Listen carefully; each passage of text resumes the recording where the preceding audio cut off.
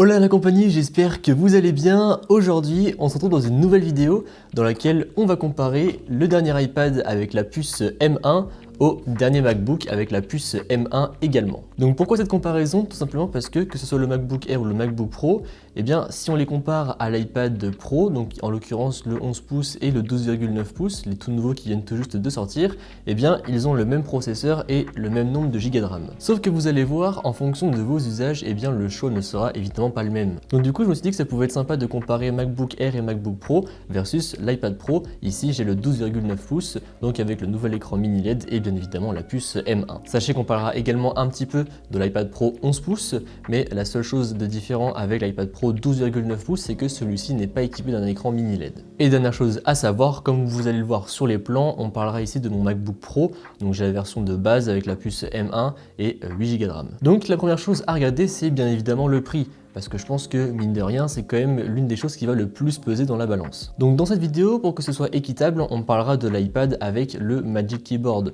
Parce que si on compare simplement une tablette avec un ordinateur, là pour le coup, les usages ne seront pas du tout les mêmes. Donc l'iPad de 12,9 pouces seul, sans rien en configuration de base, est au prix de 1219 € et il faudra ajouter à cela 399 € de clavier. On se retrouve donc sur une enveloppe à 1638 €, tandis que pour l'iPad Pro 11 pouces, en prenant l'iPad plus le clavier, on sera sur une enveloppe de 1238 €. Pour ce qui est des MacBooks, vous serez sur du 1129 € en version de base pour le MacBook Air et sur du 1449 € en version de base toujours pour cette fois-ci le MacBook Pro. Côté design, on va bien évidemment retrouver deux choses fondamentalement différentes. Donc d'un côté, on va retrouver un ordinateur ultra portable, très fin, dans un châssis en aluminium, et de l'autre côté une tablette. Donc là vous allez me dire no shit Captain Obvious, mais en revanche, petite chose à noter tout de même, l'iPad sans le clavier est légèrement plus fin et l'iPad avec le clavier, une fois replié, eh bien c'est à peu près la même chose en termes d'épaisseur. Par contre, ce qu'il faut savoir, c'est que sur les MacBooks, on va retrouver deux ports en USB Type C ainsi qu'une prise casque, alors que sur l'iPad, on a simplement un port en USB-C et le clavier dispose également d'un autre port USB-C. Donc on va retrouver deux ports USB-C avec l'iPad plus le clavier et par contre pas de prise casque. Ce qui fait que du coup, si jamais vous voulez rester sur du filaire, eh bien il faudra sacrifier l'un des deux ports en USB Type C de l'iPad. Ou bien carrément changer d'appareil et passer sur quelque chose de Bluetooth. Là où il va y avoir une belle différence en revanche, c'est en ce qui concerne l'écran. Donc comme je vous le disais en introduction, l'iPad Pro 12,9 pouces est cette année doté d'une nouvelle technologie de rétroéclairage de l'écran appelée le mini LED.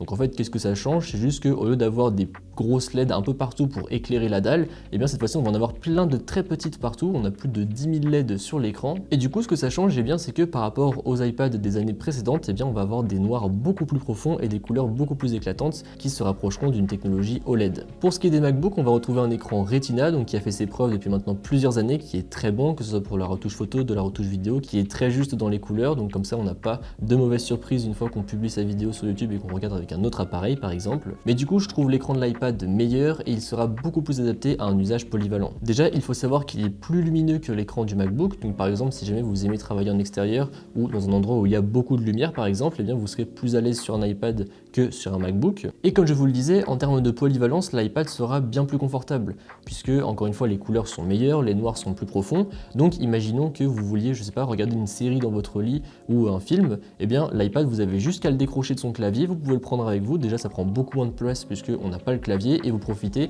de la même taille d'écran qu'un ordinateur 13 pouces, simplement encore une fois vous avez juste l'écran, donc ça sera bien moins encombrant et il y a très peu d'ordinateurs qui ont cette technologie là d'écran embarqué directement, donc c'est là pour moi un vrai avantage d'avoir l'écran de l'iPad Pro pour regarder du contenu. En revanche, en ce qui concerne les performances, là les deux sont pareils. Donc vous avez la puce M1 que ce soit dans les MacBooks ou que ce soit dans les iPads et vous aurez des performances absolument monstrueuses sur les deux appareils. Cette puce met une claque absolument monumentale à toutes les anciennes puces Intel et également aux anciennes puces Apple A qui étaient disponibles dans les iPads des années précédentes. Pour vous donner un ordre d'idée, dites-vous que cet iPad Pro en 12,9 pouces avec la puce M1 est plus puissant qu'un MacBook Pro 16 pouces avec un Core i7. Et pour continuer dans les comparaisons, dites-vous que cet iPad Pro 12,9 pouces est 2 fois plus rapide que l'iPad Pro de l'année dernière en termes de performance brute. Donc encore une fois, c'est tout bonnement incroyable cette prouesse, mais au-delà des performances, ça veut aussi dire que vous aurez une machine qui va endurer beaucoup mieux les mises à jour et qui va continuer de fonctionner sur le très long terme. Et ça c'est quelque chose à savoir puisque bien évidemment lorsqu'on va acheter que ce soit un ordinateur ou une tablette, eh bien c'est un investissement sur le long terme. C'est pas comme un smartphone qu'on va changer au bout de 1 an, 2 ans, 3 ans. Un ordinateur on essaye de le garder 4-5 ans si ce n'est plus, et avec cet iPad ou même avec les Mac vous pourrez très largement tenir toutes ces années sans aucun souci. Après, pour revenir dans la comparaison entre le MacBook et l'iPad, ils sont tout aussi puissants l'un que l'autre. Ça se joue vraiment à rien et j'ai regardé d'autres benchmarks qui ont été réalisés par d'autres personnes pour confronter un petit peu les résultats et ces résultats se confirment.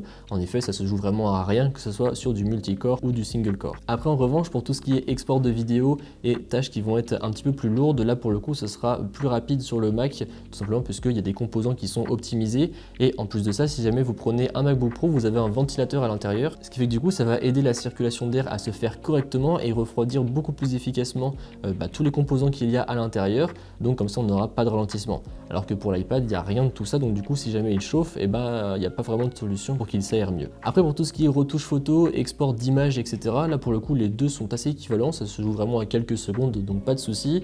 Et je trouve même que l'iPad sera pour moi plus pratique pour de la retouche photo, parce que par exemple avec le stylet, je trouve que c'est très précis et ça sera vraiment beaucoup plus pratique. Pareil pour tout ce qui est les dessins, si jamais vous êtes un graphiste ou quelque chose comme ça. Et après si jamais vous voulez vraiment faire du montage sur l'iPad, vous avez des applications à disposition, comme par exemple Adobe Premiere Rush, vous avez également LumaFusion ou encore iMovie, mais encore une fois, je trouve que c'est pas forcément très pratique de faire du montage sur un iPad, alors ça se fait très largement, mais disons que ce n'est pas aussi optimisé que sur les MacBooks, et c'est d'ailleurs la seule chose qui me retient sur mon MacBook Pro, enfin du moins qui me retient de le garder, c'est vraiment le montage, parce que je le fais avec Final Cut Pro, et que j'ai pas encore trouvé mes habitudes sur LumaFusion, alors peut-être que ça viendra, mais pour l'instant je préfère garder Final Cut Pro avec tous mes plugins, etc., chose qu'on peut là aussi pas encore faire sur un iPad par exemple. Mais encore une fois, si je n'avais pas de montage à faire, eh bien j'aurais vendu mon MacBook Pro je pense et simplement gardé l'iPad Pro 12,9 pouces qui est encore une fois pour moi beaucoup plus polyvalent. Pour ce qui est de la batterie, vous aurez là aussi une excellente autonomie sur les deux appareils. Avec le Mac, j'avais été très largement surpris à la réception de celui-ci puisque on pouvait aller sur internet, on pouvait faire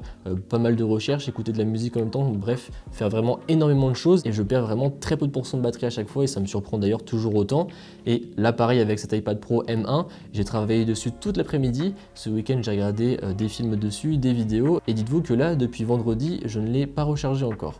Donc c'est une très belle prouesse également, les deux seront très endurants. Après j'ai quand même l'impression que le Mac sera un petit peu plus endurant, donc ça se joue pas à grand chose. On est sur quelques minutes voire quelques heures dans les cas les plus extrêmes, mais sinon vous aurez deux machines très endurantes avec lesquelles vous pourrez tenir largement 2 jours, et je pense que si jamais vous vous restreignez un petit peu, vous pourrez monter à 3 jours.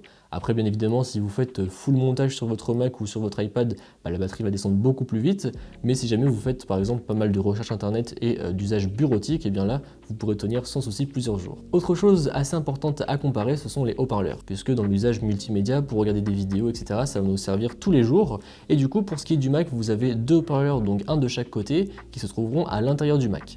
En ce qui concerne l'iPad, vous en aurez 4 qui sont tout autour de l'appareil, donc 2 sur la tranche supérieure et 2 sur la tranche inférieure. Et pour avoir mis les deux côte à côte, alors après ceux du Mac sont très bons, ceux de l'iPad également, mais lorsqu'on met les deux côte à côte, j'ai l'impression que le son du Mac fait un peu plus étouffé par rapport à celui de l'iPad Pro, mais je pense que c'est parce que celui de l'iPad Pro déjà c'est du stéréo, ça sort de tous les côtés, donc on a vraiment un son qui va circuler beaucoup plus librement, alors qu'encore une fois le Mac j'ai l'impression que ça fait un petit peu étouffé. Autre point de comparaison, c'est les manières de déverrouiller ces deux appareils. Vous aurez du Touch ID sur les MacBook et du Face ID sur l'iPad. Donc après les deux marchent très bien, on va pas rentrer dans le débat de qui préfère quoi, qu'est-ce qui est le plus pratique, mais je trouve que les deux marchent très bien, même si j'ai une petite préférence pour l'iPad puisque hop, on l'ouvre et ça y est, il est déjà déverrouillé, ça marche. Alors que le Mac, on a une étape supplémentaire à faire en plus, à savoir celle de poser son doigt sur le capteur. Encore une fois du détail, mais chose à noter tout de même. Donc je vous parlais de Face ID, donc pour rester un petit peu en rapport avec ça, on va parler des caméras. Donc sachez que sur l'iPad Pro, vous avez une caméra en 1080p pour celle de la façade avant, qui en plus de ça dispose d'un ultra grand angle.